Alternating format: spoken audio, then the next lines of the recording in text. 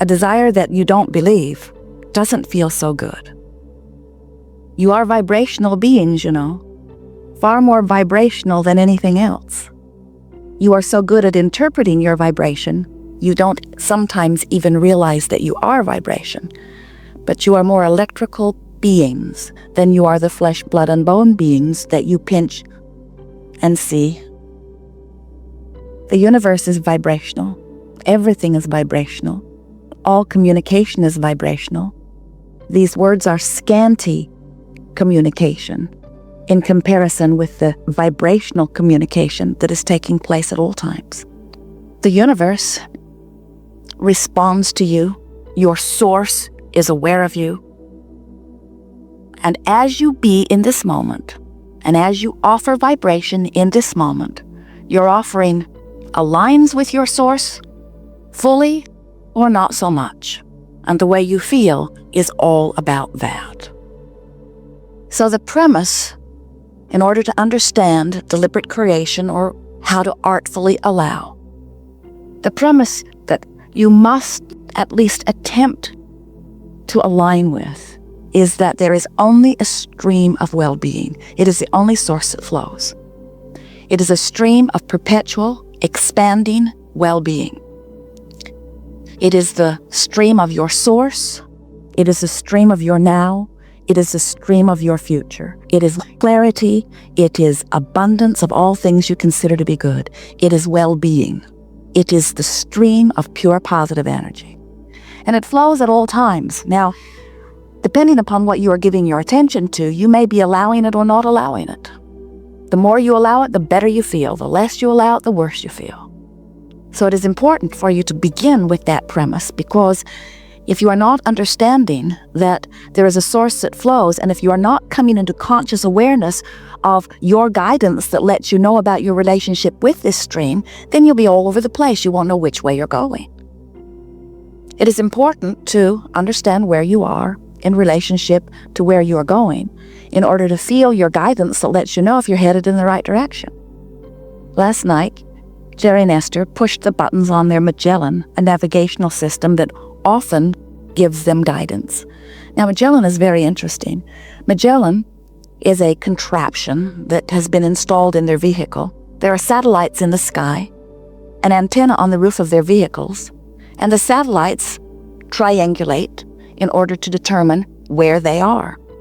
And then they put their destination location into Magellan, and Magellan calculates the route between where they are and where they want to be. Magellan never says, "Where have you been?" Magellan never says, "How long have you been there? What's taking you so long?" Magellan simply wants to know where you are in relationship to where you want to be, and will give you directions provided it is programmed into its computer. So last evening, Jerry and Esther were coming from Tampa on Interstate 4, and Magellan did not know about Lake Boulevard. Too small a street, too new a street. Magellan said, "I have no information for you. You are on your own." So Jerry called the hotel, and a very nice young man said, "Coming from Tampa, take exit number 68 and turn right."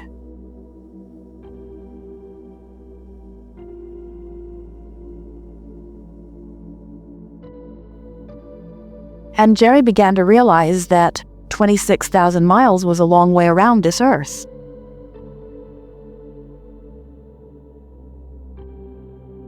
Sometimes you are headed in the opposite direction and don't even know it.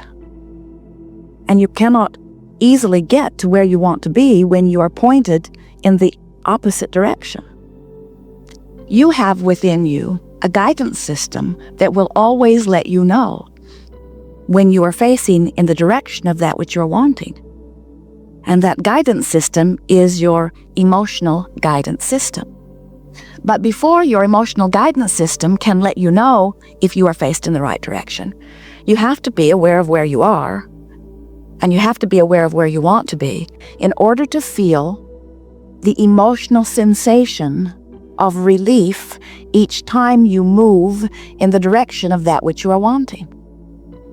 And when your thoughts, no matter how long you've been thinking them, whether you learned them from your mother or whether you just picked them up from a friend that you've been hanging around with lately, when you begin to focus upon thoughts that are vibrationally opposed to the knowing that you hold from before your birth into this physical body, you can feel it through your emotional senses. You can always feel your alignment. So we want you to think in terms of your full alignment with who you are or your not so full alignment. It's sort of like the gas gauge on your automobile. You have this indicator of the full tank and the indicator of the empty tank. But when your tank says empty, you don't get so angry that the indicator tells you something that you don't want to see that you take a hammer and beat it right off the dash. Nor do you take a happy face and stick it over it, pretending that it is other than it is. You let the gas gauge be the indicator that it is, and you benefit from the knowledge that the indicator has given you. So in like manner, you have this emotional guidance system that shows when your tank is full, when you are in full alignment with who you are, and when you are in diminished or more resisted experience. In other words, there is allowing of your connection or disallowing. There is allowing or there is resistance. There is positive emotion or negative emotion. There is feeling of empowerment or feeling of disempowerment. In other words, this is the range. Law of attraction does not give you access to the full gamut of thoughts, any more than you can set your radio dial on 101 FM and pick up what's being broadcast from 98.6. Your frequencies have to match up, and so if you are in despair because of something that you've been focused upon, you don't have access to those bright, shiny, fluffy, sunshine, lollipops, rainbows, Abraham student thoughts. And no matter how positive and no matter how happy your friend is, who is wanting to bring you from your despair into the ecstasy that he or she is feeling, you can't make that jump. Law of attraction says it is not possible. But law of attraction also says that you do have access to a range of vibrations. And if you will make an effort to find the best feeling thought that you have access to, and then most importantly, stop and stabilize and acknowledge, that's what matters most. Acknowledge that you are feeling incrementally better. In that moment, you regain your power. So think about it. If no matter where you are, even if you are in the depths of despair, you reach for a thought that feels slightly better and you acknowledge that you do, I can get a breath of air with this thought at least. Do you realize that that means that there's no place that you cannot go? Once you have consciously made the step into a better feeling place, you have regained your power. That feeling of empowerment is that free feeling. It is that feeling of being in alignment with your own source who believes in you, who trusts you, who knows you, who loves you, who adores you, who knows that all is well with you. And any element of condemnation, whether it is pointed at self or someone else, criticism, any feeling of lack, any feeling of unworthiness, any feeling of I can't do it or I shouldn't do it or I'm not allowed to do it or it's wrong for me to do it, those thoughts are your own disempowered thoughts because you are diverging so far from the free source that is really you. You will never focus upon your inappropriateness and have your inner being join you in the thought. It's just that simple. Your inner being will not beat that drum. Your inner being will not agree with you that you are inappropriate. So when you decide that you are out of agreement with your inner being, and your negative emotion shows you that you are out of agreement. Isn't that nice to know? We want you to feel what your emotions mean because they are everything. Your emotions are the only way that you know you've turned right when you meant to turn left. If you count on the front desk clerk, Esther said, "It feels to me like we are going in the wrong direction." And Jerry said, "It feels that way to me too, but let's just go a little further." Because the young man was so specific about which way to turn. But clearly he does not know which side of Orlando Tampa is on.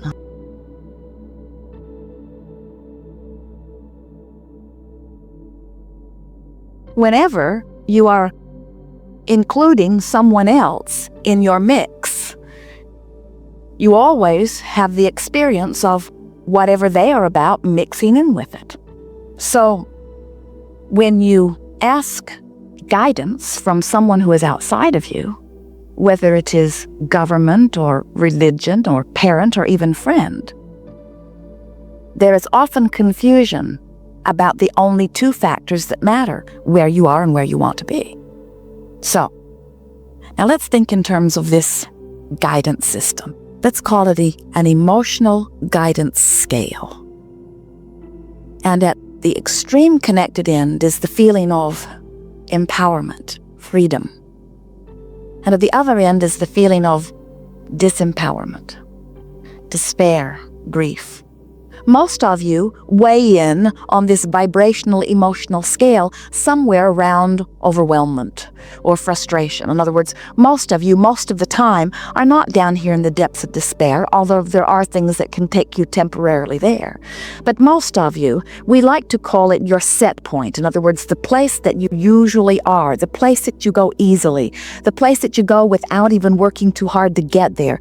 That's the place where most of you are. This is an infinite stream, this emotional guidance stream. And do you know that no matter where you are on this stream, that there is still a place for relief?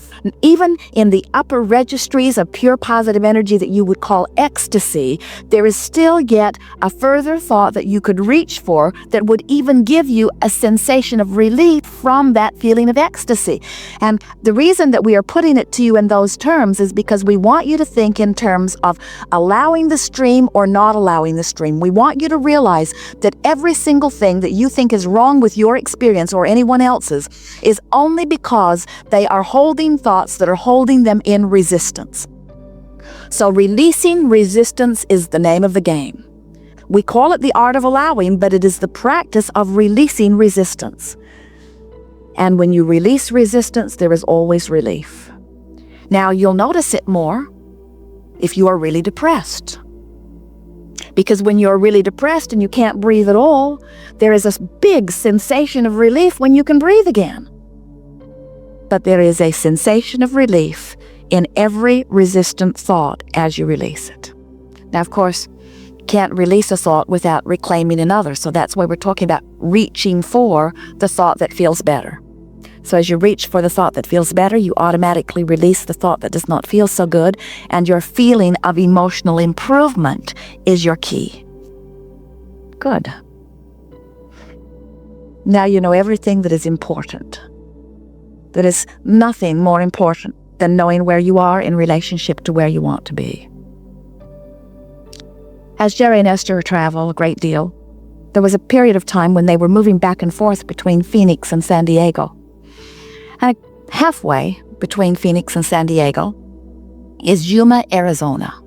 So here they are moving down the freeway on their way to San Diego. San Diego is a delicious and lovely place to be, you know. And they find themselves in Yuma.